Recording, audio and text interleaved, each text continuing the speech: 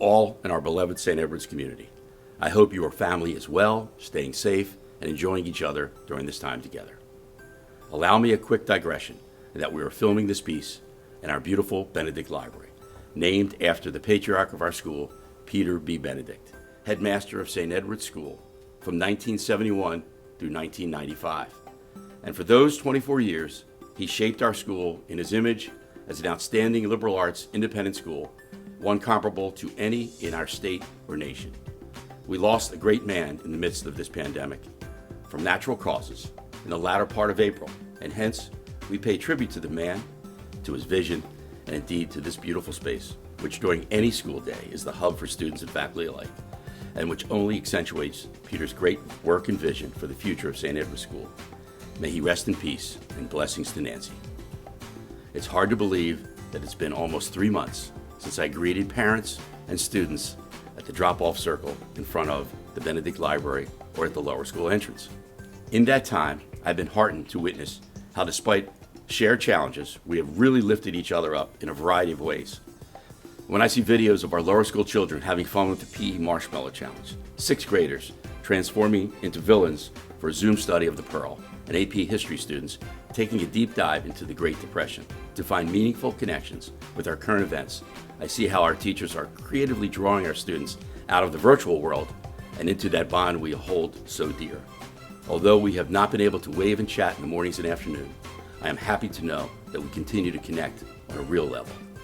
Also, I want to recognize our parents for their ability to grasp all that was possible during this unique and challenging time.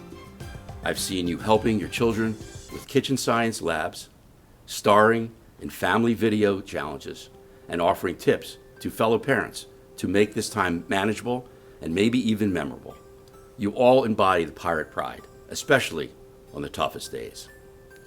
Now, I know all of the above was not the same as being on our campus with our colleagues, classmates, families, as we know for sure nothing could ever replace what we have here together on our campus as friends, as educators, as mentors for young people face to face.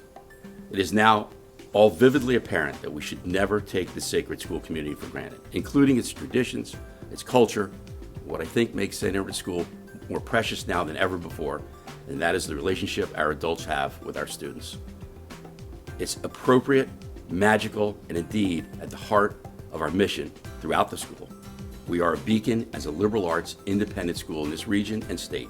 And as I've said many times in the past 3 months, we will weather this storm and be stronger as a school community than ever before when we return to the new school year to our beautiful 26-acre campus in the fall. I understand that our community is looking for definitive answers for the coming school year. And as I close my tenure at St. Edward's School, there is nothing more that I would like to give to you. However, because government-mandated standards evolve almost weekly, so must we. I can say that our plan is to have our children and teachers on this campus in the fall, properly distanced, but still the tight-knit community we have always enjoyed. We are in the process of making significant technological and structural changes that will serve us in the immediate future and maybe even launch us into innovative teaching methods that other schools will want to emulate. The incoming head of school, Stuart Herstein, has been involved in these decisions for weeks now, so I anticipate that our transition will be smooth and positive in the future. Our goal is resolute in that we want our students to return to this campus safely, to work directly with our faculty as soon as reasonably possible. Our added goal is to keep this school year whole on campus, and thus, if that may mean we have to alter our start date in August or September, or our finish date in May or June, we will do so if those changes will keep us together on this campus throughout the school year. Further, there are 2 task force committees in place to look at our reentry in terms of the academic perspective and in terms of the operational perspective. These 2 groups are working tirelessly to prepare for all contingencies and scenarios, and suffice to say that we will plan well for all possibilities. But make no mistake in terms of our main goal, which remains to have our students and professionals and staff back on this campus safely as soon as possible. Seniors, I've been so proud of all that you have accomplished this year. Your true leadership throughout the year, particularly in the face of the recent obstacles inhibiting your ability to experience the closure you so richly deserve throughout the month of May. However, with that said, we look forward to giving you that proper closure on July 31 and August 1, with an award ceremony and a modified senior walk on Friday afternoon, a baccalaureate service on Friday night, and of course a smaller commencement on Saturday morning. You deserve to be honored in this manner, and we all hope that we can provide you with that kind of support for all that you have done and accomplished at St. Edward's School. And one final comment about the class of 2020 in terms of their college placement. With all due respect to the great list of colleges, which is impressive, what we are most proud of is that you found those right matches for you as individuals, and that we think our senior class set the bar as high as it can possibly be, and that all 56 seniors were admitted to their first or second choice colleges, maybe for the first time in the school's history. Turning our attention to the future, please know that our Board of Trustees, our leadership team, and indeed our whole professional staff are working hard on the planning of our reentry in the late summer, early fall. We want all to know that we understand the trepidation and uncertainty that some may continue to feel. Moreover, we want you to know that we are here for you. Again, our school community is sacred to all of us. We want to stay together, to support each other through these times of obstacles and questions, and clearly be here for our current families and our new families. So if you have questions, do not hesitate to reach out to us directly. We will respond to you in a timely fashion, I can assure you. There is much to be excited about in terms of next year.